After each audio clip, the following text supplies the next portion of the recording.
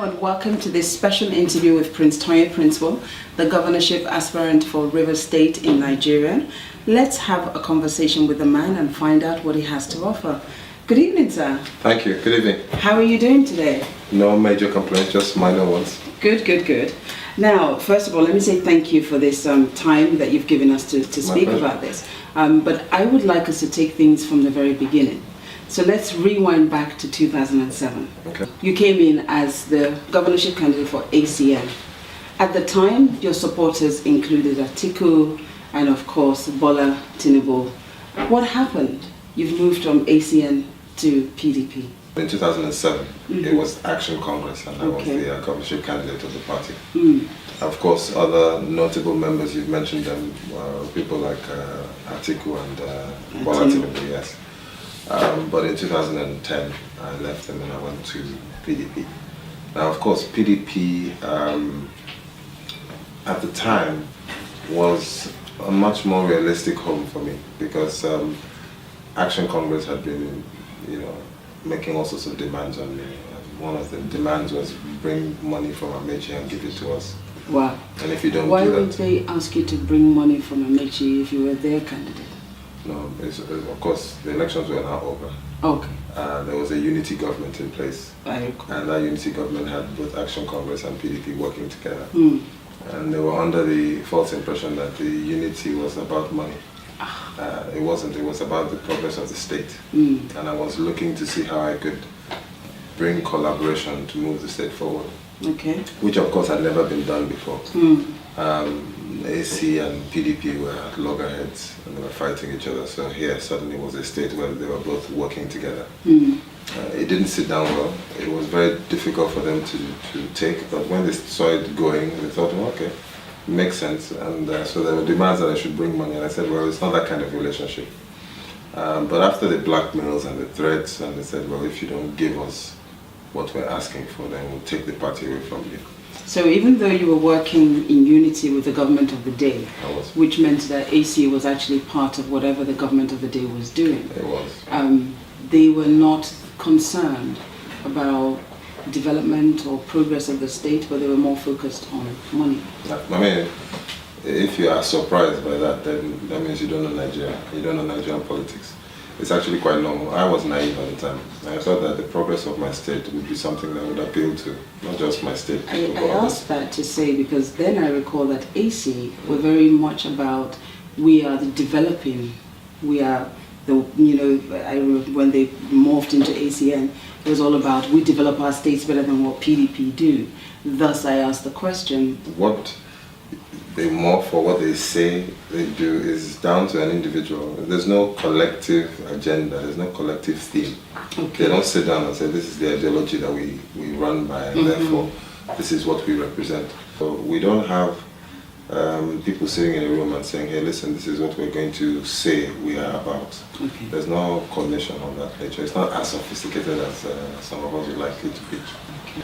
What are some of the things that you can point to and then you could say that, as a result of this coalition, is now standing in Rivers State, for instance? It's unfair to say that we or I can take credit for the progress that Amechi made in his first tenure. But I want to think that we helped. I think that his first tenure he was a lot more focused. Amechi was able to put down some infrastructure. He was able to focus more on the governance and less on the politics. So to me, all those things are pluses, but I think it's more relative than anything else. What was it then about PDP? Were they also not demanding some kind of money? What was it about PDP then that made it a better home? Well, really, for me, you had a very clear scenario put before you. You had AC at the time asking for financial benefits to continue with that. You also had an election coming. This was 2010 and the 2011 election was around the corner. That's right. So I had to ask myself a very deep question, which is, are you going to contest for governor? And when the answer to that question was no, I immediately realized that sitting on the AC seat and holding on to it if I wasn't going to contest an election wasn't practical. Okay. So Moving to the PDP basically was my way of saying, Amechi, I'm supporting you for the second tenure. I will work with you and with the party to deliver you in 2011. Okay. So everything just came together. But of course, there's no decision I take politically without calling all my associates together around the table. And we sat down and we looked at it and we thought to ourselves, this is the best decision for us. So it was vacating the AC seat. You have to understand that while I was the AC governorship candidate, and then beyond that when I was the AC leader, I was responsible not just for River State, but all of the South. I was taking care of Bayelsa State, I was taking care of Akwa Ibom, Cross Rivers. And I had no political position. So what traditional politicians will do is they'll have a political office and then use that political office to further their nest. I didn't have that luxury, thank God. I was using my own money. So I had limits to what I could do. So when the opportunity came for me to walk away from that and walk into a party where everything was already being taken care of, it was like a breath of fresh air. I had to breathe a big sigh of relief. Okay. So for me, it was the easier thing to do. It was the practical thing to do, and I always like to take decisions where I can sleep well at night. Okay. And so the PDP at that time was, in my opinion, the best bet. And my associates agreed. We discussed it and we took the decision. Okay. So you moved over. We did. The coalition was going on, all was going well. You mentioned there that you left. Why? What happened to that relationship that caused, brought about you making the decision to move away? Well, it's a couple of things. First of all, immediately we decided to work for the emergence of Amechi at the 2011 election. We found that he started to renege on some of the relationships that we had. We had 2 commissioners working with him in the unity government, but once he came back, those 2 commissioners were no longer needed, and so on. But I never bothered too much about that. We still kept working alongside him until the battle and the drama between himself and, I don't want to even say it was between himself and the president, because the president really wasn't doing much fighting. But there were obviously clearly issues between Amechi and the federal government, at least the federal part of the party. And as he got deeper into that fight, we found that automatically he was distancing himself away from us. Because the advice from our perspective was that that fight was no longer necessary, and what we needed to do was to build rather than destroy. So I don't want to say I left him, it's more like he left me. Okay. To be fair to him, he called me from a distance, said, would you join me? And I said I would not. So it wasn't as if there was any friction or any fight, it was just simply a parting of ways, because he had taken a position to work aside from the president, and we had taken a decision to work with the president. Okay. That's just a separate thing of political differences. Political differences, yes. But then recently, we know that in the press, there appears to be some kind of exchanges between the 2 of you. Doesn't appear, there were exchanges between the 2 of us. Okay, thank you for the correction. So there were exchanges between the 2 of you. What went wrong? I keep saying to people, I say politics is not about friendships. Okay. We're not in politics to make friends, we're in politics to deliver and make our people happy. And if in the process of doing that, you do something wrong, I should be free to tell you that you've done something wrong, and vice versa. Thank you for staying with us. Welcome back. So just before we went on break there, we've talked about, moving from AC and the coalition government and or the support to the government of the day. And then, of course, you were in PDP. Now, in 2013, you said, and let me quote you right, you said that the crisis that was happening in PDP was normal in the context of conflicting regional agendas and tension between these 2 agendas and national interest. Break that down. Conflict is a function of interaction. Naturally. So when you see crises, conflicting positions, it's fairly normal. In Nigerian politics, most people get frightened and scared by it. But it's amazing how people argue outside and go inside and make peace. So I've seen it many times. And it's like people predicting that the PDP is going to implode.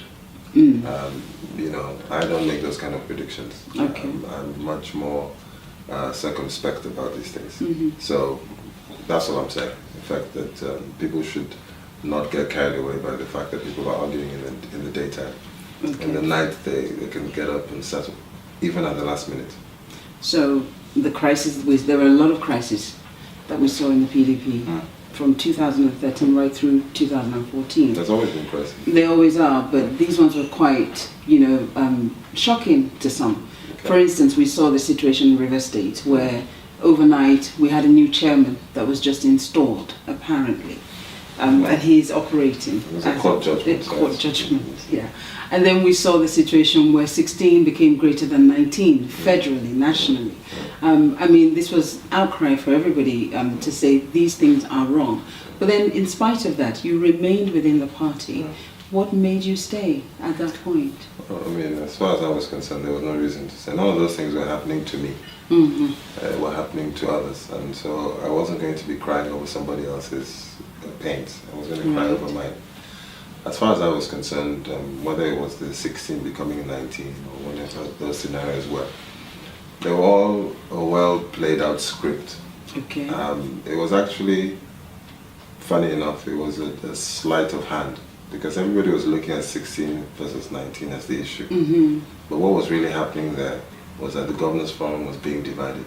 Right. And the Governors Forum being divided, from a political standpoint, if you understand how Nigerian politics has always worked, the governors have always controlled the country. And the governors have always controlled the party. Right. The president has always been, playing with that control. For the first time, as we see now, the governors don't control the party, the governors don't control the country.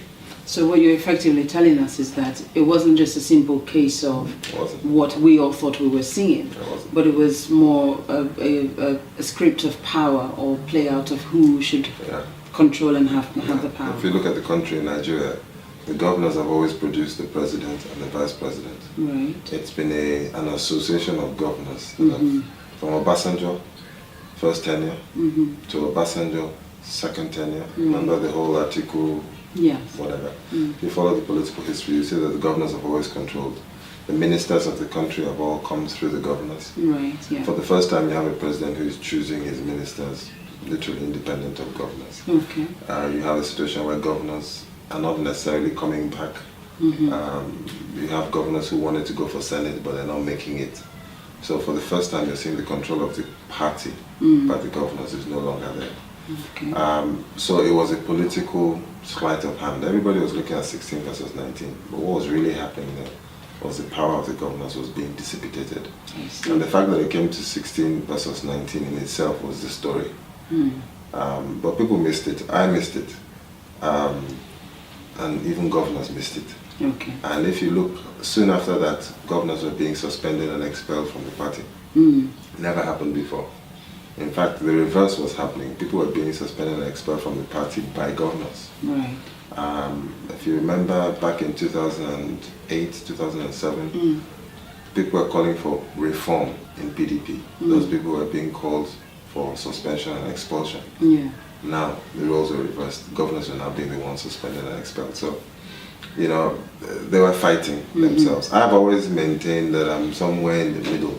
I'm not taking this side, I'm not taking that side, because, unfortunately, the reality of it is that both sides are guilty. So if you want to try and play clean politics, you find that you can't really jump in bed with any one person, because if you do, there'll be contradictions.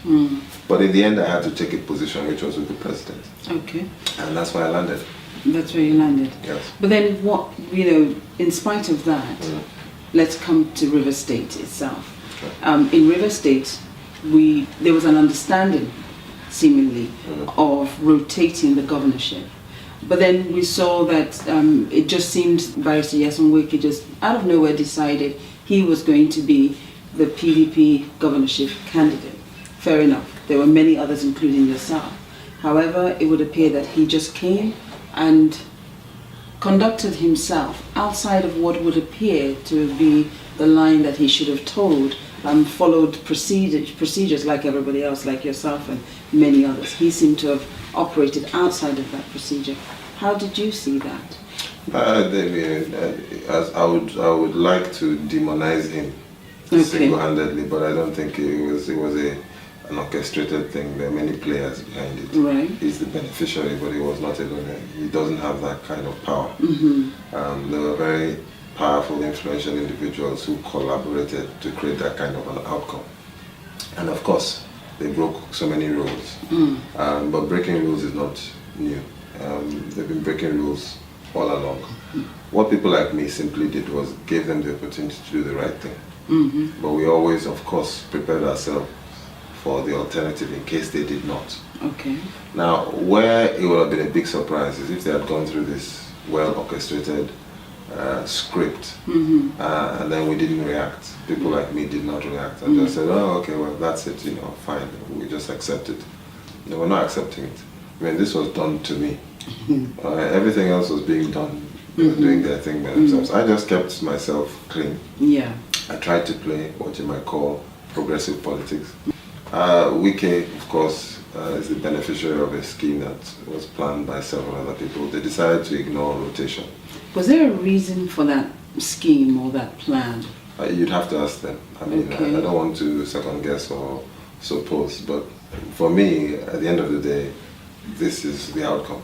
Okay. And however motivated they were, I don't know, but I know that they came up with a scenario which to me was unacceptable.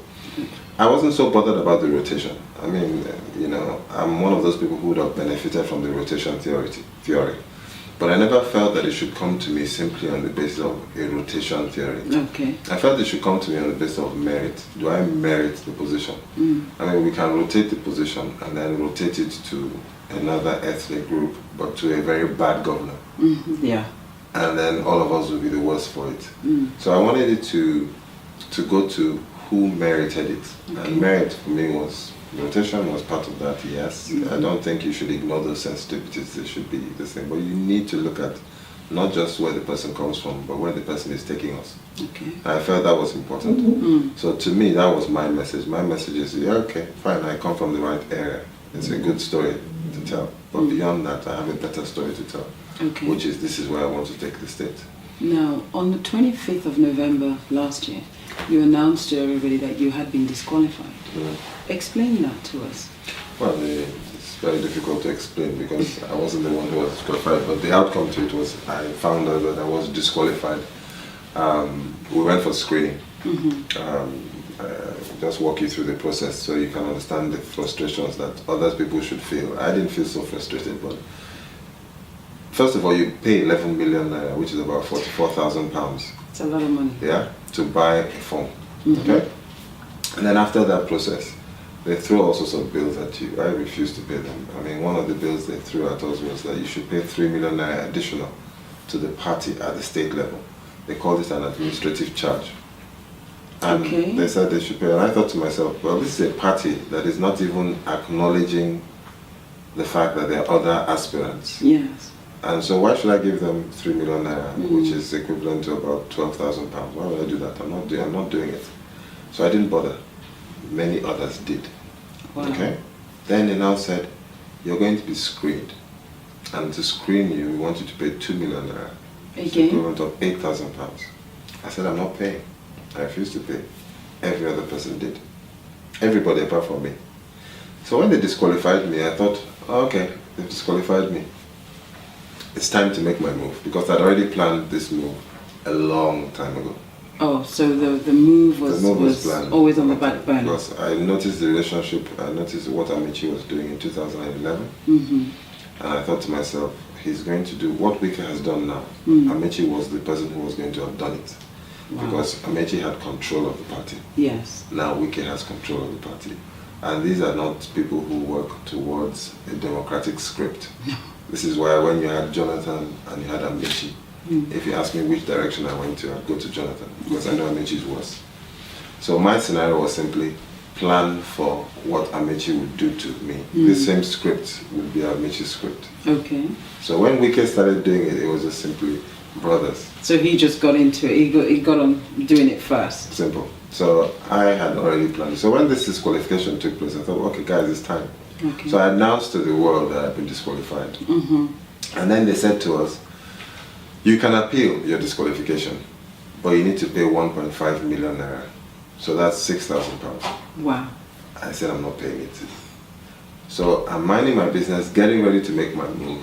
And then I still remember that day, my older brother calling me and saying, hey, they've cleared you. And I said, but I didn't appeal. I said, they've cleared you. Go and pick up your clearance certificate. So, and I said, but I didn't pay. They said, no, please, go and come. Okay, so I went and they gave me, I was 9 p.m. Wow. They were still waiting for me. And I came, they said, Prince, you didn't think we would clear you? I said, no, I wasn't available.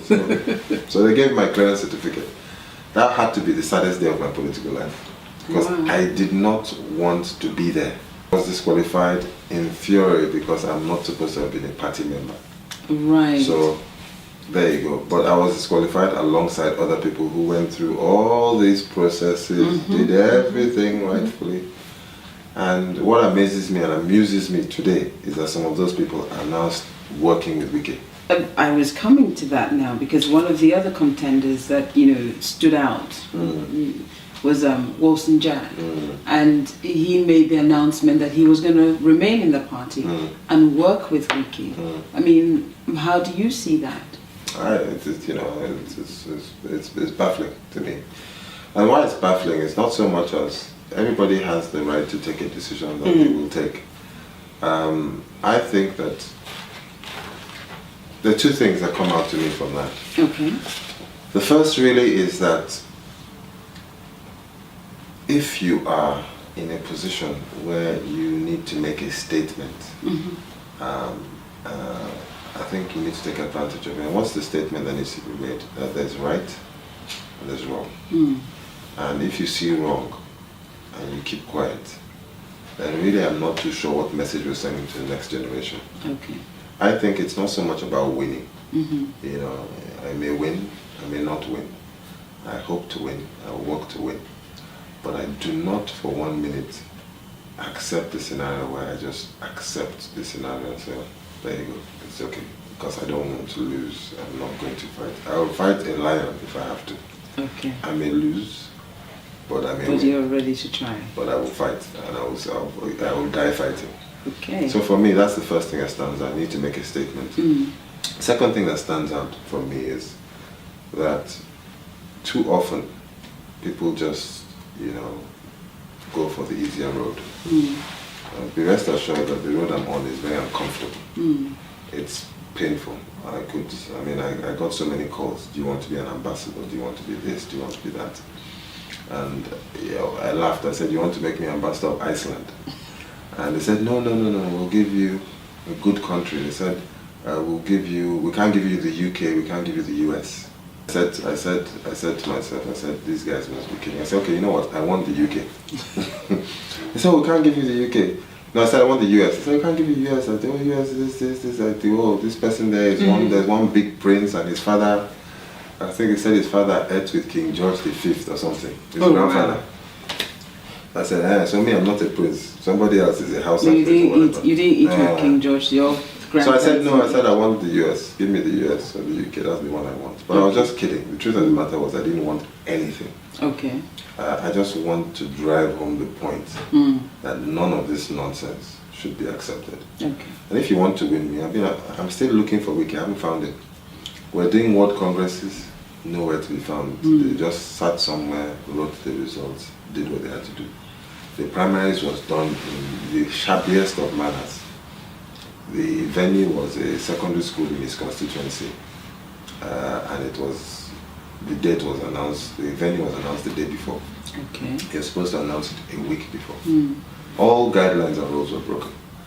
So, it would have been nice to have been involved in a contest where he wins. And then we now say, okay, you know what, hey, we would have liked rotation, but you still came, and you contested and competed against us, and you won.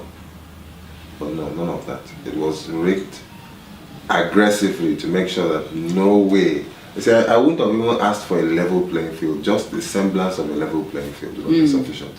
I didn't even get that. Wow. So hopefully we'll go into an election and finally I'll meet him. Okay. On that note, we're going to take a short break. We'll be right back. Stay with us. Thank you for staying with us and welcome back. Sir, we were just speaking, you mentioned just then before we went on the break about your being in the Labour Party. There are registered now 24, I believe, political parties in Nigeria. You've gone from AC to PDP and now Labour. First things, were you not concerned that the move may affect your political career? That's the first part of the question. And the second part is, why Labour? No, I mean, I was concerned that not moving would affect my political career, so it's the other way around. I find that many people are worried about moving political parties, and I've always argued that really they shouldn't worry about that. What they should worry about is why political parties don't stand for something. Because if the political party stood for something, then moving between them would mean a lot. Right now it doesn't mean a lot. The other thing is that politicians need to start to become bolder. They need to be defining themselves. They need to be, confident about themselves. Are you saying Nigerian politicians are not very confident? No, they're not. I think, if not for my level of confidence in my own political capacity, I would be troubled by this idea of, a move. Having said that, this is the last bus stop for me. Okay. Because I've seen the underbelly of the major political parties. I know them inside out. Okay. I understand AC and now APC very well. I understand the players. I know their motivations. The same applies to PDP. So since I'm not going back to those arrangements and I found a home in Labour Party, this is where I'm going to be. Now if I leave the Labour Party, we'll be leaving politics. Okay. And so we want to hope that I don't leave the Labour Party. Okay. I just got the news today that my candidature in the Labour Party has been confirmed. Okay. So it's good. It's good. I'm quite comfortable with a party where they don't start throwing all sorts of bills at you. Because God knows that if they were throwing bills at me, I'd have just quit politics altogether. So Labour Party I'm comfortable with, but people don't understand that Tonye Princewill is actually a Labour Party member here in the UK. This is where I started my own game called politics. Okay, so you're part of the UK Labour Party. Exactly. Okay. And so the ideals are not too different. If there's any party in Nigeria that actually has ideology, it's the Labour Party. Right. Because it's again born out of the labour movement, trade unions. My single point agenda, which I continue to echo, is job creation, jobs. That's what the Labour Party is about. Free education, free health, the relationship between employer and employee, and all of that. So we share a lot of common traits. Many people think because of this Prince tag that I'm a capitalist. The truth of the matter is that, if anything, I'm a social democrat. Okay. I believe that society must prosper, but you can't prosper at the expense of the less and the more vulnerable. Okay. You need to be able to drag them along into prosperity. Yes, even if it's kicking and screaming, you have a responsibility to make sure that they are also taken care of, and that you cannot just leave them and go forward. So being wealthy and being good is not good enough. Society has to be wealthy, society has to be good. And so I share quite a lot of the ideas of the Labour Party, and I'm very comfortable with the masses. I'm very comfortable with masses. I can shed the suit and put on the shorts and the t-shirt any day, and that is, I think, one of the traits. So for me, the Labour Party is a comfortable place to be. Okay. And win or lose, I'm going to stay here. First of all, why are you here in the UK and doing all of this when others would have said you should be in Nigeria? No, it's to me, it's a cosmic alliance that brings me here. I have always, I'm a diaspora, spent a lot of time here in the UK as well, and I went back and saw how bad things were and decided that I needed to do something about it. Okay. I found that my diaspora roots were what gave me the leverage to make a difference, whereas other people were looking for what they would gain from it. I was looking to see what I could give. My eyes had been exposed, I had seen differently, and having seen differently, I realized that the problem with many of my brothers and sisters was they didn't see, they couldn't see, they didn't understand what needed to be done. So it would have been very helpful if I had more diasporans with me. Okay. Because if I did, they would be side by side with me, working this thing together, and I would have achieved a lot more. Because I find that many of my brothers and sisters over there require orientation before they can actually make things happen. I'm very generous, but the problem I have is that if you give away 8 naira from your 10 naira, then you seem to be richer than somebody who is giving 5 naira from his 100 naira. So many people think I'm wealthy, I have a lot of money, and so they expect more of me than I can actually deliver. But I give everything I have. I throw myself into it. And I think the only people that can do that are diaspora people, because diaspora people understand the need to give. It's not about get. This society is not about just go and grab. You actually have to put something in as well. So I'm here really to felicitate my brothers and sisters, to get them to understand that this fight I'm fighting isn't just for me. Because many diasporans go to Nigeria and they're frowned upon. They're like, oh, look at you, just come in and you want to come out. You know, there's so many things that diasporans have to give, but there's no channel, there's no medium through which to give it. And I'm hoping that I can help in that regard. Okay. And of course, you know, it would be impractical to just say I want to help without saying how. And so I came to talk to them, and I want to set up a diaspora desk. So this was from the town hall meeting? Yes, well, it's not from the town hall meeting. It was mentioned at the town hall meeting, but it's always been there. I've mentioned it before. I've always felt that the diaspora desk would be the perfect opportunity to get diasporans, not just from River State, but diasporans generally, to know that there's a state in Nigeria where they have an interest, and their interest will be protected. Okay. You know, you've mentioned that. How did you feel about the town hall meeting? Was it a positive reception? Was it an encouraging reception? How did you find that? Well, I felt good. I mean, for me, it was more an opportunity to just speak, to vent, and also to listen, to take in. There are many people who I hadn't seen for a while. I just wanted them to know I was passing through. Okay. Unfortunately, because of the nature of things, I keep coming and going. Sometimes when I get into London, I spend the first day recovering from the stress of Nigeria. Right. Just hanging out with the kids and my wife. And then next thing I know, I'm back out again. So lots of people I don't get to see. So this was an opportunity to tell them, I'm on my way, I'm coming, and I'm going to be in this location, and you can be sure I'll be there. So give people an opportunity to come, and many of them did. I was very happy with the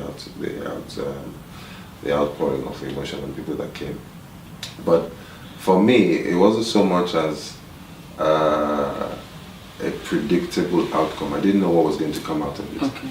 I just wanted to talk with my brothers and sisters. I'm happy we interacted quite well. Okay. And they spoke from the heart, just like I did. Okay. That's good. So you've got a feel of what the diasporans found, at least those from River State. Now, we know that you've spoken there about unemployment, creating employment. It's a drive. It's something that we've seen you do, talk about and wanting to do. What are some of the things you will do if you were in office as Mr. Governor to ensure that employment is created for the young people of River State?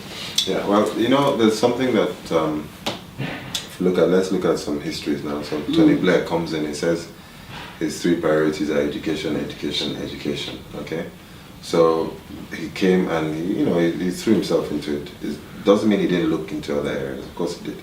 But he looked into education because he saw it as a central theme for his own government. So for me, it's jobs.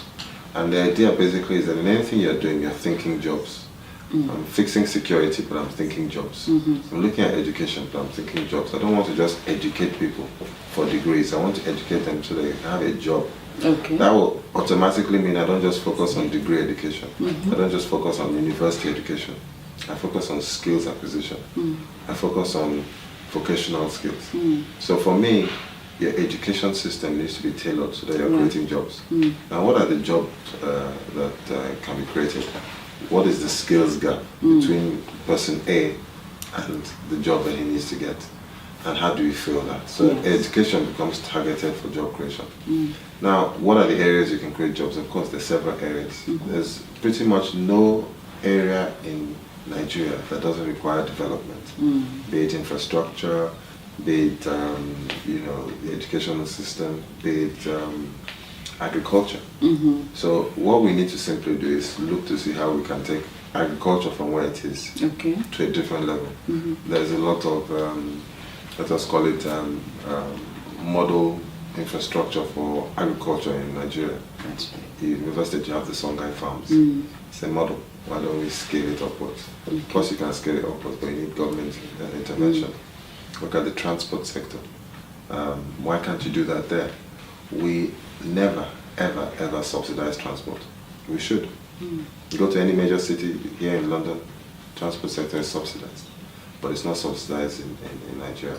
So Port Harcourt wants to be one of the first cities in Nigeria where we subsidize the transport system. Okay. Look at housing.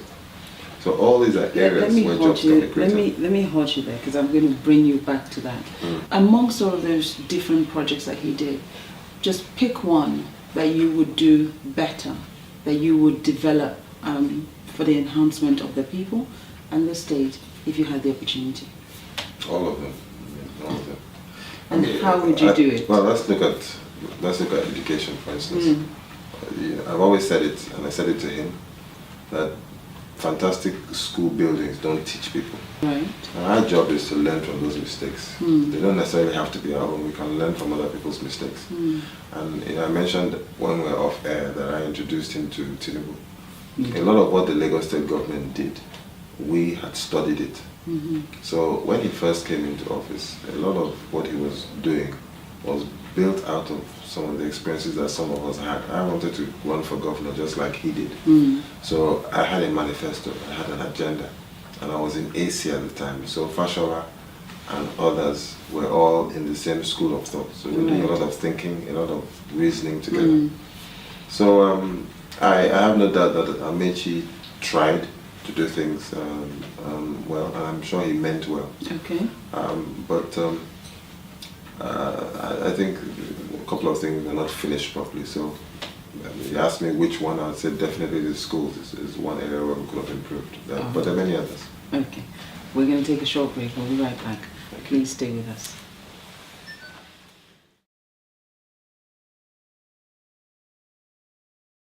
Welcome back. Thank you for staying with us.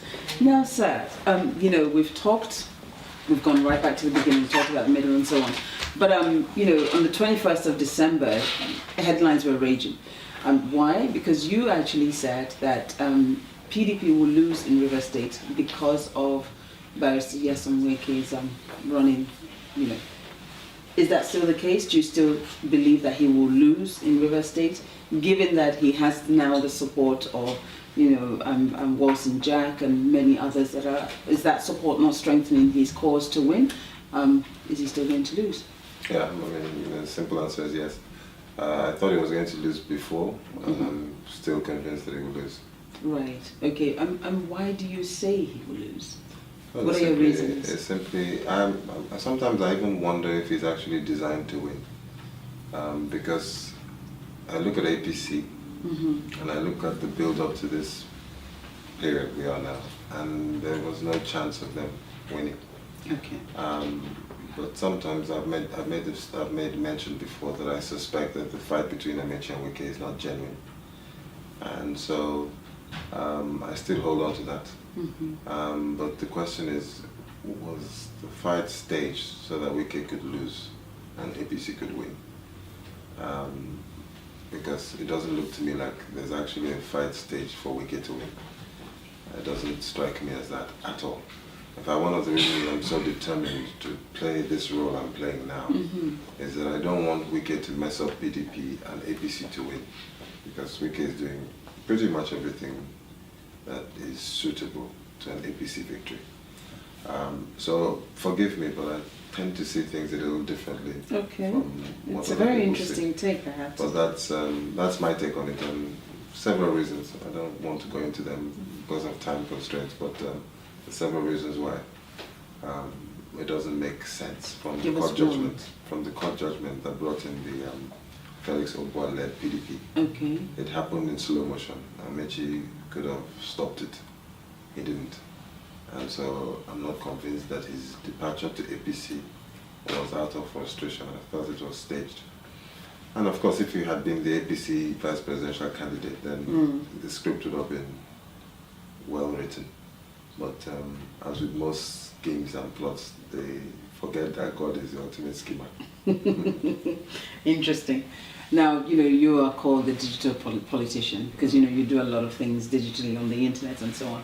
But you're also referred to as a gentleman. And we know that, the Nigerian politics is one that is quite dirty and murky. I mean, you've described some of it. Do you really think that it's a suitable place for a gentleman to be? And do you have what it takes to continue with this fight? No, I mean, I think the tag of gentleman is a relative tag. There's no doubt that if you roll around with pigs, you're bound to get dirty. So since I've won the tag of politician, I'm without doubt going to end up being also smart. It's not one of those scenarios where Tonye Princewill is a pastor or a saint. No, not that at all. There's things I won't do, yes, there's no doubt about it. But one of the things I won't do is lie over and get worked on. It's not going to happen. The current governor, one of the things that he said he was doing in order for the development of the state, growth, economy of the state, was that he wants to leave a 6 billion naira fund where any business that is started in River State, the business must be registered in River State. Anybody from anywhere on the planet can have access to this fund, but it must be registered in River State. For him, that was to create part of the development of the state. What are some of the things you would do to develop that internal economy that River State will need should you be the governor of the day? Okay, so for me, it's always about how you think about things. So if I'm talking about business and developing the business community, I'm doing it simply because I'm trying to create jobs. So for me, jobs is where you start from. All right, so you can't create jobs without encouraging small to medium scale enterprise because the real employer of labor is them, not government. So for me, I've always argued that if you want to truly create jobs, you need to encourage business community. Okay. Now, if you talk to the business community, you find out what their issues are. The number one issue is access to affordable capital. Right. So creating a fund like that would make a lot of sense. So it's quid pro quo. I'm giving you the funds, but you're creating jobs. Okay.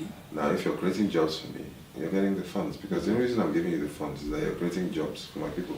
Because my priority is job creation. Right. So it's the way you approach it. You can't just approach it and say, I want to give you funds. Because at the end of the day, as a business, you pay IGR. If you pay IGR, it increases my IGR as governor, which is helpful to me. But I'm not just about increasing IGR, I'm also about creating jobs, because creating jobs ultimately is also an increase in the IGR. I'd rather have a lower IGR and more employed people than a high IGR and fewer employed people. Okay. Well, I believe you can do both. And it's all about prioritizing. So for me, it's all about job creation. So that is a perfect thing.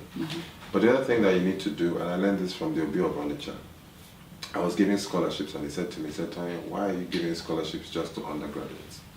Why don't you give scholarships to postgraduates? Because they've already done their first degree and they have demonstrated a willingness to learn and a commitment to learn. And then the postgraduates have just the odd year, all right, maybe 2. So your turnaround time is quicker. Same thing for businesses. Why give money to fresh businesses? Why not give money to businesses that have shown themselves capable of something and they're looking to get to the next level? Those are the kind of businesses we should be giving money to. Okay, we've talked a lot about creating employment and so on, but we know that health is an area that every Nigerian is plagued by, or the facilities are said not to be there, or they're not up to standard. What would you do in that key area to ensure that every Rivers person has access to some kind of medical assistance should the need arise? Well, I think it's we need to commend the government. The government has done a lot in terms of health, and Meche has tried in that regard. But again, it's the finishing touches that need to be put in place. Okay. We've not been able to put in place any tertiary institution in terms of health. We've tried in primary healthcare, we've tried in secondary healthcare. Still issues with secondary healthcare, but definitely the issues with tertiary healthcare. Okay. And we need to do that so that we don't need to fly people out for major operations. We don't need to fly them out for, surgery and so on and so forth. I think it's probably that the government has not been able to attract the right kind of manpower, that kind of skill set. And the only way you can do that is from collaboration. And I've seen collaborations go wrong. Okay. So I want to say that the responsibility has laid firmly with the government. The government could have done a better job of that. Okay. We will do a much better job of that. Okay. Now I know that you mentioned transportation, you know, and the fact that it was not subsidized in Nigeria. I mean, one of the things is that we don't actually have a proper standardized form of transportation for the masses. What are some of the areas that you will tackle within transportation? A quick resolve that will bring about, you know, proper alternative means as opposed to everybody being on the road, but, you know, maybe they can have trains or have buses that will operate. Yeah, I mean, first of all, we've got to take it. We can't be too overly ambitious with this. I mean, simply what we're saying is we have a form of transport right now. How do we improve on it? Right. Okay, so we have rail. So now you can go from Port Harcourt to Enugu by rail. If we play our cards right, you have stops. So just like you can go through the underground here, you can also go overground. Yes. And if stops are strategic, then you don't have just the one option, you have more than one option. So you can either go by underground or of course go by overground. So if I'm taking off from, say, one part of Port Harcourt town, and the train on its way out of Port Harcourt is not moving at too high a speed, it's walking its way until it gets outside of Port Harcourt before it sort of takes off. Those stops, which is working with the Nigerian Railway Corporation, will help in terms of alternative transport via rail for Port Harcourt citizens. Okay. So that's one thing. Of course, you have transport by water. River State is a riverine state, and it has a lot of riverine communities. Absolutely. So you can do a lot in that regard. But more importantly, we're talking about bus lanes. We're talking about improved quality of buses. We're talking about bus routes in terms of roads and proper planning. That is not happening. That has not happened. And of course, we intend to do that. But it involves a lot of investment. And governments around River State, around Nigeria, sorry, including River State, have not understood the need to pump money into transport. I understand the need. We'll be doing that. You'll be doing that, pumping a lot of money there. Okay. You know, one of the other fears, I know I'm going to jump back there again, back to this wicked situation. One of the fears a lot of Rivers people have expressed is that if he were to make it as governor, that insecurity will return back to the state. What is your view on that? Do you think that it's likely to happen, or do you think that you know, insecurity will improve? I don't think that a Wike governor would be more secure than a Tonye governor. Okay. I think that's probably the simplest way to answer the question. I hope that insecurity does not increase. I pray that it does not. But there's no doubt that you know, violence begets violence, and that a Wike governorship would not be a Wike governorship of peace. Right. It would be a Wike governorship of drama. And I think River State is beyond that. Okay. One of the reasons I'm sure that he won't be a victor is simply because the people of River State, they know the difference between peace and the difference between war. And what they're ready for now is peace. They want development. Okay. Now, he's not going to win. We have Dakuku running for APC. And of course, your good self, you know, for Labour. You don't believe Wike is going to win. In a situation where Wike should lose and Dakuku was to win for the APC, for instance, what do you think, what kind of a government do you think that River State is likely to have? Well, you know, I've got to be honest with you, I don't see that scenario painting itself out either. Okay. Don't forget I said that I felt the staged war between Wike and Amechi was designed for a Dakuku victory. Yes. And so we're here to prevent that. Okay. So really what we're hoping will happen is that River people will stand up and reject both parties. It's not going to be easy, but that's my mission. That's why I'd rather we finish this interview so I can go back to Port Harcourt and start working. But I'm really confident that Amechi told me something once, and it was very poignant.